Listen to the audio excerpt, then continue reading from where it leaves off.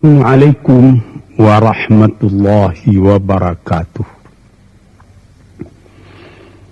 Para pendengar dan peminat kaset yang tengah diputar ini, saya menyatakan rasa bahagia, rasa syukur kepada Allah dapat menyampaikan dakwah saya ini sekarang dengan kaset.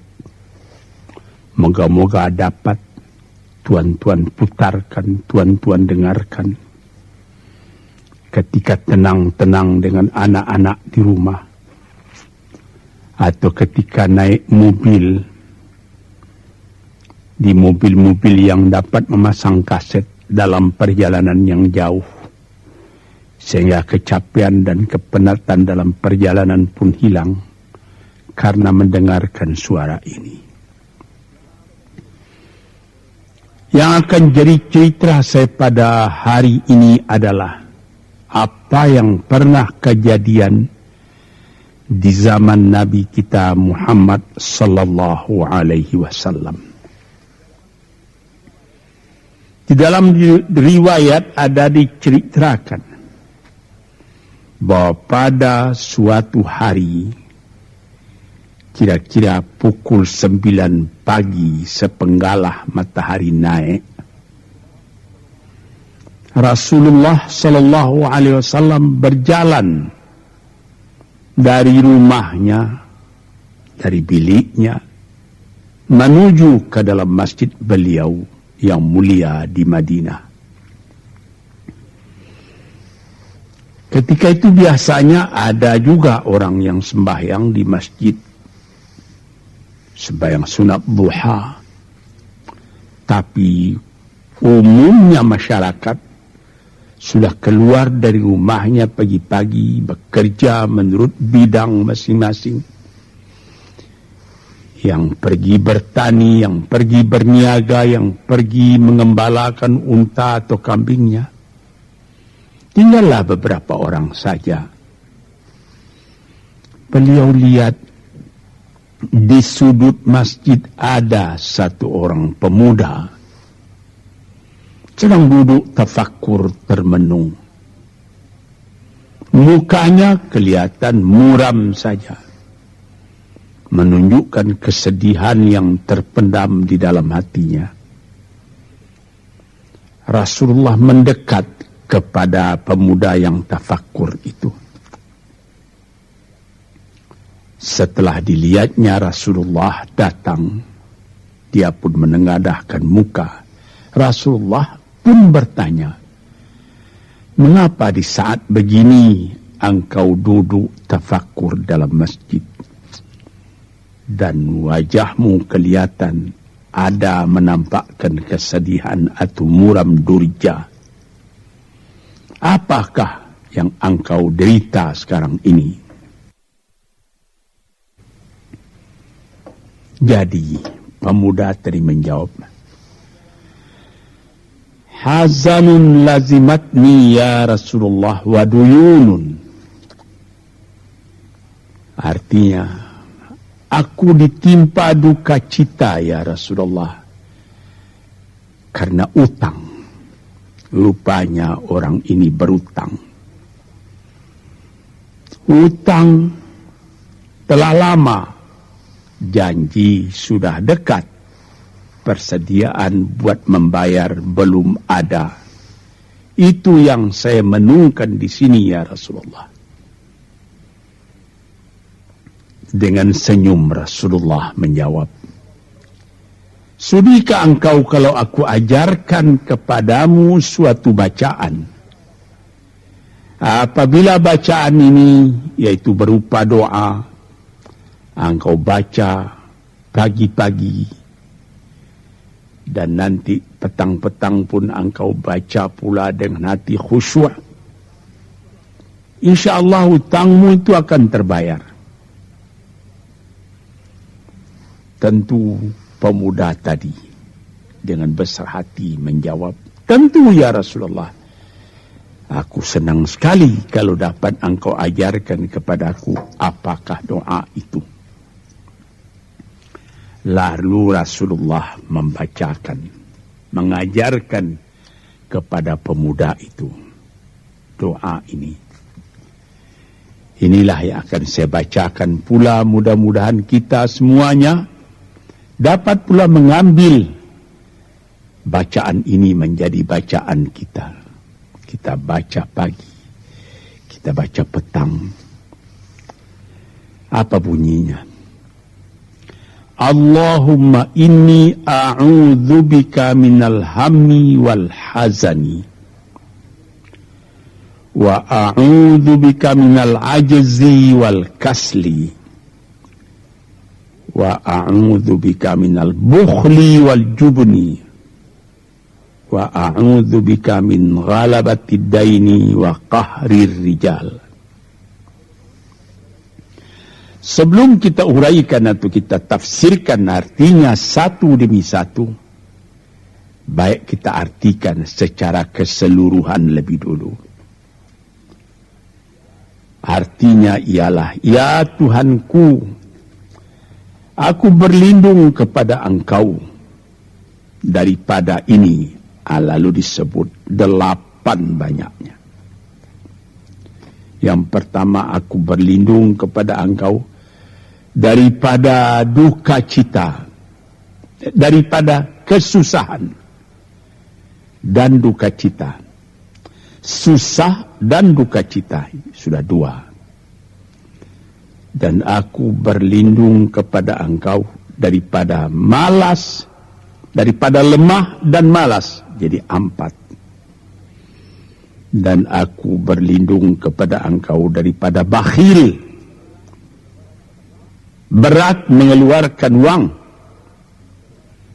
dan daripada pengecut atau penakut, sudah 6. Dan aku berlindung kepada Engkau daripada pengaruh berutang dan daripada kekuasaan orang lain atas diri kita sehingga kita tidak mempunyai kemerdekaan pribadi lagi. Inilah 8 yang diminta kepada Tuhan. Moga-moga kita jangan diserang oleh penyakit ini. Karena kalau ada ini penyakit yang 8 perkara, itu kita mempunyai pribadi yang lemah. Tidak mempunyai lagi personality yang dapat tegak. Padahal dalam didikan agama kita, tempat kita takut cuma satu, yaitu Allah. Yang lain tidak ada. Yang pertama, susah. Apabila orang telah susah, pikirannya pun sudah tertumbuk. Jalan untuk maju tidak ada lagi. Padahal dalam kehidupan itu, manusia tidak akan berjalan di atas jalan yang datar saja, yang bertaburkan kembang. Kehidupan itu mendaki, menurun, melereng, berenang, melawiti ombak dan gelombang. Itu pasti dalam hidup. Apa yang disusahkan? Kusut, tak ada kusut yang tidak selesai. Keruh, tak ada keruh yang tidak jernih. Apabila fikiran kita telah susah lebih dulu, maka gelaplah jalan yang kita tumpuh ke muka dalam kehidupan tadi. Yang kedua, kita disuruh berlindung kepada Allah daripada duka cita. Yang menyebabkan orang duka cita itu memang banyak. Misalnya, kehilangan barang yang disukai, kematian orang yang disenangi, bahaya yang datang dengan tiba-tiba. Orang yang ditunggu sudah lama tidak datang. Barang yang dicari tak bertemu, dan lain-lain sebagainya. Lalu tumbuh hazan, duka cita. Kalau kesusahan menjadikan soal yang kita hadapi jadi kusut, kedukaan menyebabkan jalan yang kita tempuh jadi gelap. Nah, ini dua hal yang bisa menghambat, menjadi rintangan bagi manusia di dalam kehidupannya. Lalu yang ketiga, aku berlindung kepada Engkau ya Allah minal ajaz. Lemah. Lemah apa? Lemah fikiran. Tidak ada energi lagi. Tidak ada inisiatif lagi. Menyerah saja. Lemah. Belum dihadapi suatu soal, hati lebih dulu sudah lemah. Merasa itu soal terlalu besar. Padahal kalau dihadapi, tidak ada kusut yang tidak terselesaikan, tidak ada keruh yang tidak terjernihkan. Yang lebih berbahaya lagi, yang keempat, apa? Malas. Kalau sudah malas, apa yang akan dikerjakan lagi? Kita duduk saja termenung-menung dalam kemalasan. Lalu angan-angan banyak, cita-cita mati. Angan-angan hendak terbang, padahal sayap tidak ada. Angan-angan hendak mempunyai ini, hendak mempunyai itu, hendak mempunyai Mercedes-Benz, hendak mempunyai rumah besar. Tapi ikhtiar tidak ada. Sebab itu ada pepatah dari orang tua-tua kita di zaman dulu. Dikatakannya, mati, ini di zaman penjajahan dulu ini. Mati Belanda karena pangkat, katanya.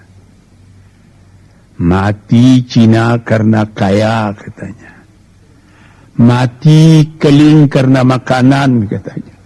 Mati Melayu atau Indonesia karena angan-angan. Ini dia. Angan-angan karena malas saja, berangan-angan. Tapi malas. Jadi tidak jadi. Dan itu membentuk juga kepada diri kita. Orang pemalas itu jalannya lunglai saja. Matanya muram saja. Tak jauh dia memandang. Nah, ini penyakit. Itu 4 penyakit. Lantas dikatakannya lagi yang nomor 5 dan nomor 6. Wa a'udzubika minal bukhli wal jubni. Dan aku berlindung kepada Engkau daripada bakhil dan pengecut. Ini lebih berbahaya lagi. Dikumpul-kumpulnya harta banyak-banyak. Maksudnya tadi hendak menguasai harta itu. Lama-lama dengan tidak disadarinya, harta itulah yang menguasai dia. Dia menjadi bakhil. Siang malam tidak ada kesenangan, cuma sibuk cari uang.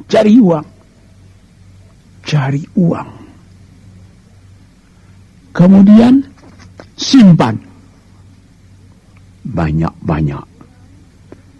Gunanya ya cuma mengumpul itu saja.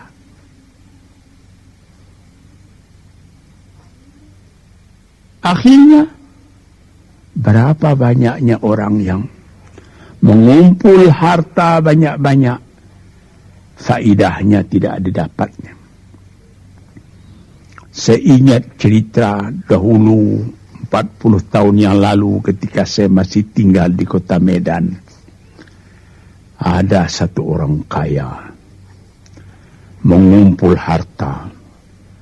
Terkenal dia kaya di Medan, beberapa buah rumah, puluhan rumah yang dipersewakannya. Dan ada lagi harta-harta yang lain. Dia berjalan di jalan raya kota Medan itu dengan jalan kaki pakai payung satu. Padahal orang sudah mulai membeli mobil.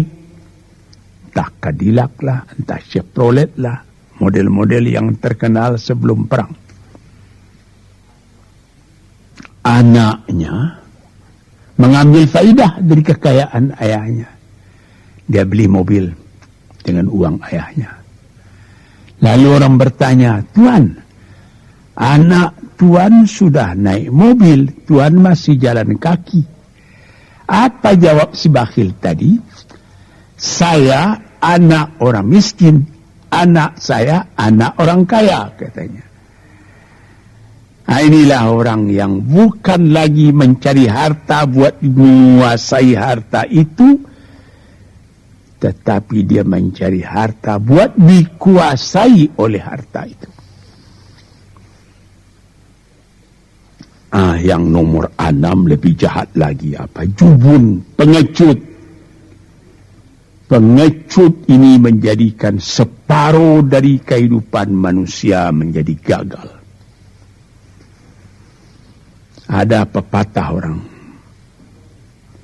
kalau engkau berniaga atau berusaha,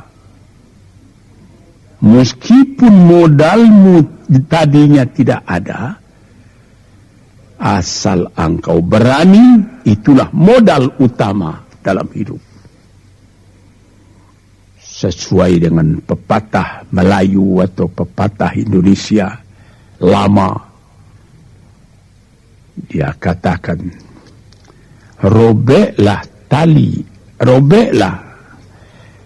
putuslah tali layang-layang, robek kertas tentang bingkai. Hidup jangan mengepalang, tidak kaya berani pakai. Hidup jangan mengepalang, tanggung-tanggung jangan. Tidak kaya berani pakai. Keberanian itu adalah modal. Sebab itu kalau orang rugi berniaga, itu belum rugi. Yang penting berani. Karena adat perniagaan itu tidak saja beruntung, rugi juga kadang-kadang. Tapi kalau keberanian yang hilang, separuh daripada kekayaan tadi sudah habis. Walaupun masih banyak ada, tapi keberanian tidak ada, separuh sudah habis. Akhirnya, walaupun kekayaan besar, tapi kepercayaan hilang, itu namanya habis, tidak ada lagi. Walaupun berjuta yang tinggal dalam tangan, tapi orang tidak percaya. Apa lagi artinya? Sebab itu yang pertama sekali modal itu keberanian menghadapi hidup. Ini 6. Yang ke-7 dan 8, wa a'udzubika min ghalabatid daini wa qahrir rijal, dan aku berlindung kepada Engkau ya Ilahi daripada pengaruh utang. Hutang itu, itulah anak muda yang duduk di sudut masjid tadi, dipengaruhi oleh utang. Sampai Rasulullah sendiri pun mengatakan, iyyakum wad-daina. Jagalah supaya kalau sedapat-dapatnya jangan sampai berutang. Tapi ini bisa juga berutang kalau keberanian tidak ada, dan berani itu membuka jalan buat mencari bayarnya. Tetapi kalau pengecut berutang lagi, itu payah buat membayar. Sebab itu Nabi mengatakan, iyyakum wad-daina, saya akan dapat-dapatnya elakkanlah supaya jangan berutang. Fa'innahu hammun bil-laili wa mazallatun fin-nahari. Hutang itu susah pada malam hari, Mata tidak mau tidur dengan apa imbangan hutang tadi, berapa utang, berapa yang akan diterima, sehingga mata tidak mau tidur malam itu memikirkan hutang. Akhirnya mazallatun fin nahari, kalau siang hari badan berasa hina, tak berani keluar dari rumah. Kota Jakarta yang begitu besar, bersilang siur, jalan-jalan raya, jalan Tamrin, Diponegoro, Imam Bonjol, Cut Mutia, dan lain-lain nama jalan. Ada orang yang jalan itu bertambah lama, bertambah kecil jumlahnya. Kalau orang lain mempunyai 100 macam jalan, dia paling tinggi cuma 2 saja jalan yang dapat jalani. Jalan dari rumahnya ke tempat yang tertentu. Ke lain dia tidak berani. Kenapa? Karena ada tempat dia berutang. Jadi dikatakan dalam hadis itu, orang berutang malam tak mau tidur, siang malu sama orang. Takut akan ditanyai, takut akan dicari. Ataupun dia berbenam di rumah, datang orang menunggu piutang. Dia bilangkan kepada pembantunya atau kepada anaknya, katakan bapak tidak di rumah. Anak yang tolol atau pembantu yang tolol menjawab, mana bapak? Dia suruh bilangkan bahwa bapak tidak ada di rumah. Kata anak tadi, bertambah susah. Lantas yang nomor 8, wa qahrir rijal. Kita tidak mempunyai lagi kemerdekaan diri buat menyatakan perasaan kita, karena kita segan kepada orang. Kita terlalu banyak berutang budi kepadanya. Kita terlalu banyak mendapat hadiah daripadanya. Kita terlalu banyak dan lain-lain. Sehingga mulut kita jadi tertutup, tak dapat bercakap lagi. Ditekan oleh hutang budi kepada orang tadi. Kemerdekaan diri tidak ada lagi. Inilah 8 perkara yang ditunjukkan oleh Nabi SAW kepada pemuda yang duduk tadi. Dapatlah kita mengambil pedoman dalam kehidupan kita sendiri, bahwa yang amat penting lebih dahulu ialah kemerdekaan jiwa. Kalau sekiranya di dalam negara yang telah merdeka, kita sama sekali menyorakkan, meliuk lambaikan kemerdekaan di mana saja kita pergi. Tapi banyak orang yang lupa negaranya telah merdeka, dirinya sendiri telah menjadi terjajah.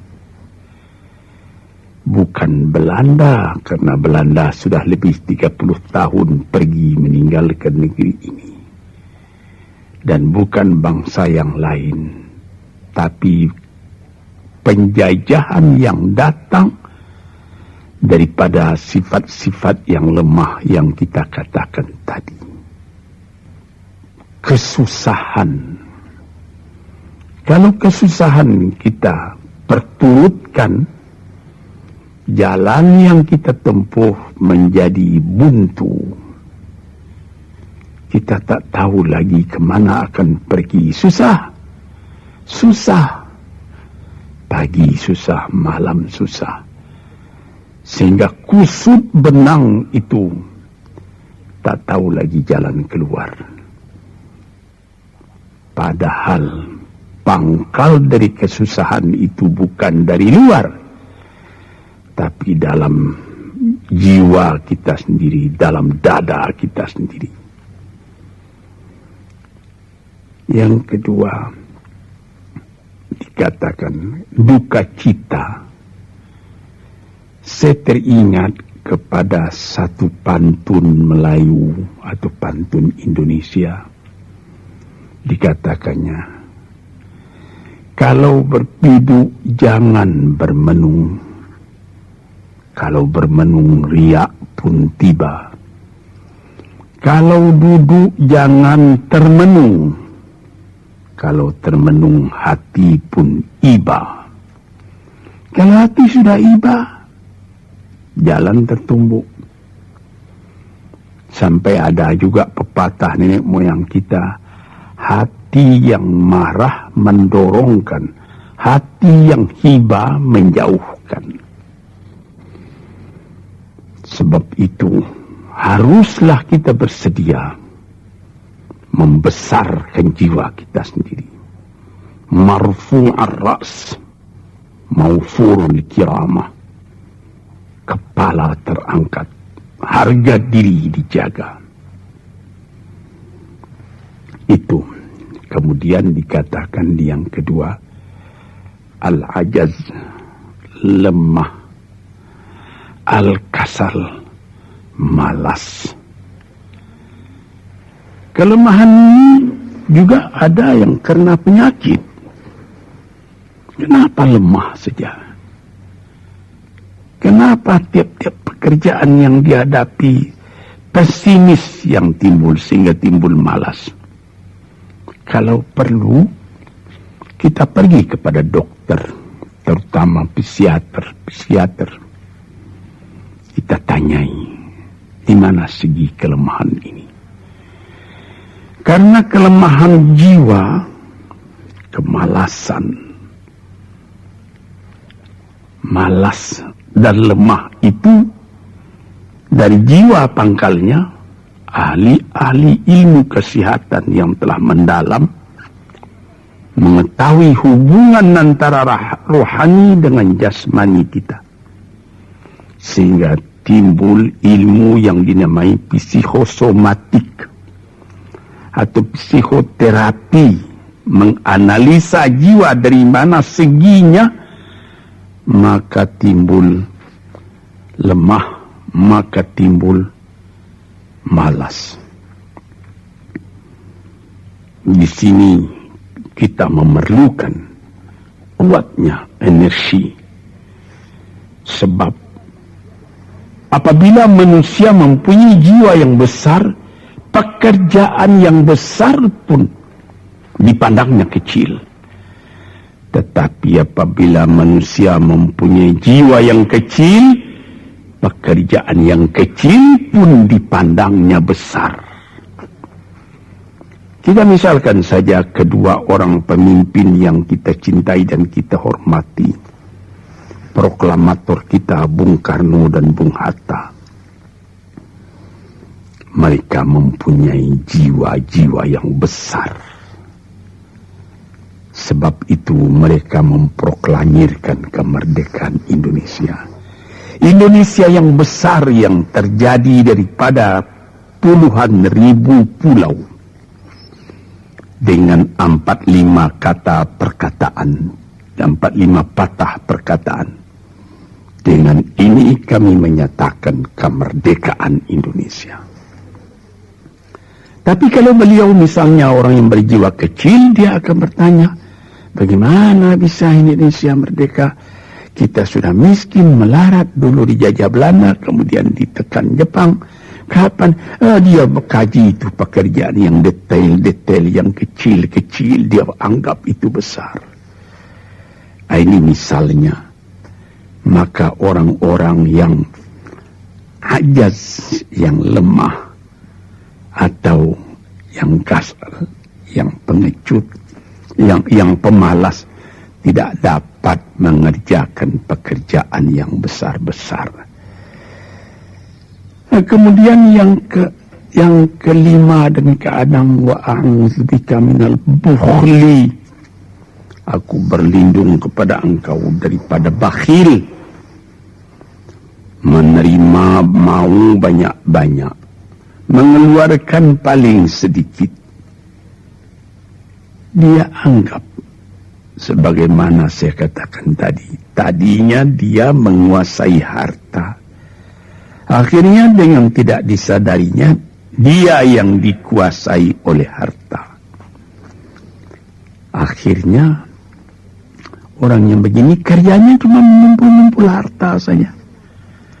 Kumpulkan harta banyak-banyak, kemudian Tuhan memanggilnya kembali ke akhirat, mati, tidak ada harta tadi yang dibawanya. Tinggal menjadi perselisihan di antara anak dan cucu. Di hari-hari yang pertama, anak tadi menangis. Ayahnya telah mati. Tapi di hari yang kedua dan ketiga, dia tidak menangis lagi. Dia berpikir, di mana kunci ditaruh ayah? Di mana simpanan ayah? Berapa peninggalan ayah? Lalu dia berkelahi. Anak tadi. Nah ini, karena si ayah tadi bukhul, bakhil. Nikmatnya orang lain yang merasai, dia sendiri sengsara diperintah oleh hartanya itu.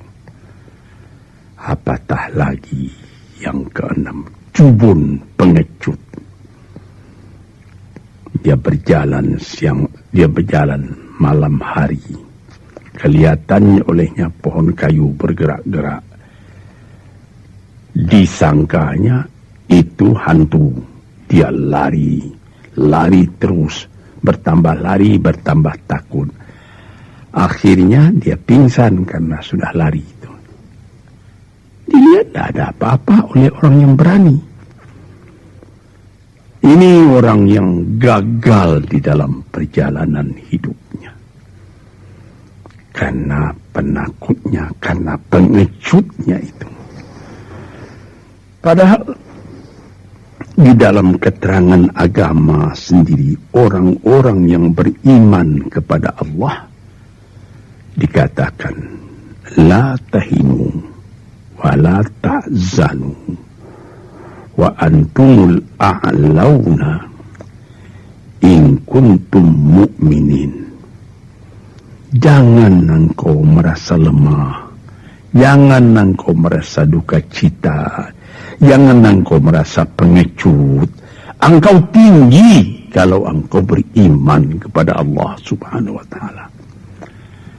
Dengan iman kepada Allah Ta'ala itu kita melihat alam dalam keindahannya, dalam kekecilannya. Yang besar cuma Allah.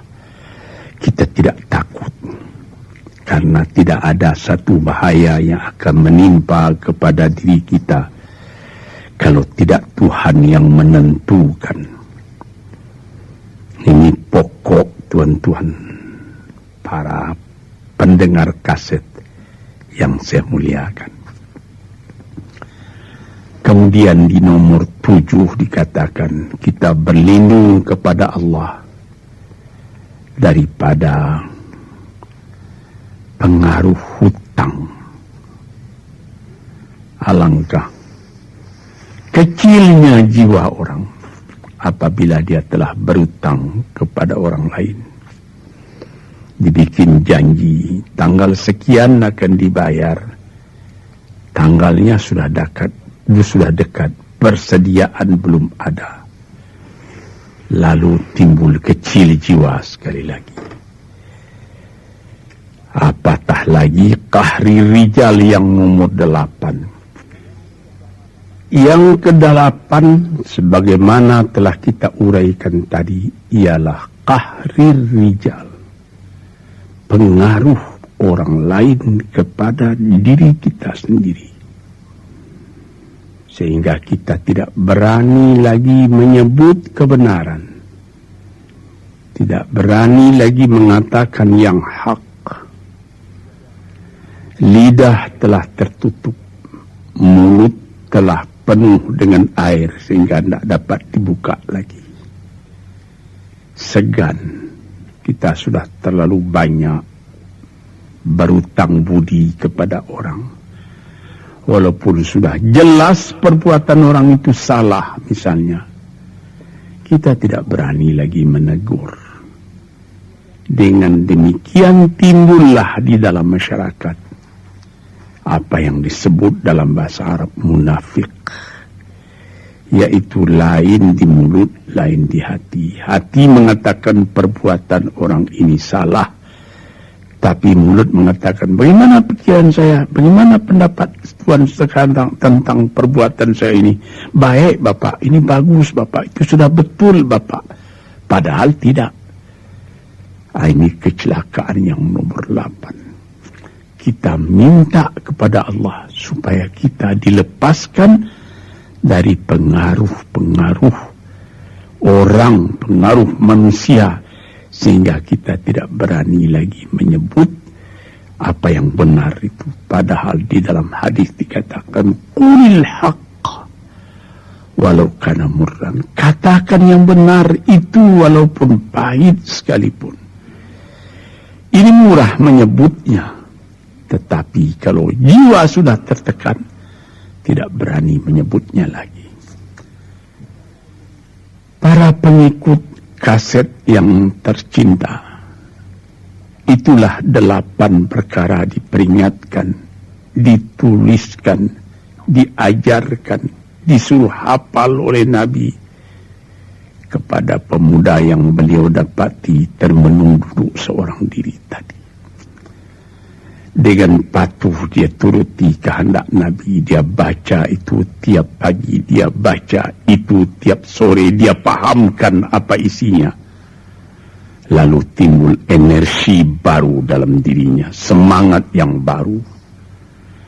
Langit pun kelihatan cerah, bintang pun kelihatan berkelap-kelip, matahari pun kelihatan bercahaya, dan dia sudah melihat kehidupan ini dengan mata yang terang. Kemudian dia bertemu dengan Nabi, ya Rasulullah, saya mengucapkan terima kasih. Penyakit-penyakit tak ada pada saya lagi. Utang saya sudah terbayar. Dan saya akan memulai hidup yang baru. Inilah jawab dari pemuda tadi. Dan inilah jadi pedoman pula bagi kita kaum muslimin. Kalau kita terjadi pada diri kita beberapa hal, salah satu dari yang 8 perkara itu, baca doa ini pagi, baca doa ini petang, lalu berusaha, jangan cuma berdoa, berusaha, berdoa dan berusaha. Allah akan membukakan kepada kita pintu rahmatnya, memberikan nikmatnya yang berlipat ganda, sehingga segala sesuatu yang di kiri kanan kita menjadi kekayaan, menjadi inspirasi buat maju ke depan di dalam kehidupan ini. Bapak-bapak, saudara-saudara pendengar kaset yang saya muliakan, moga-moga pengaruh dari hadis ini, daripada doa ini, masuk ke dalam diri saudara, dan saudara menjadi orang muslim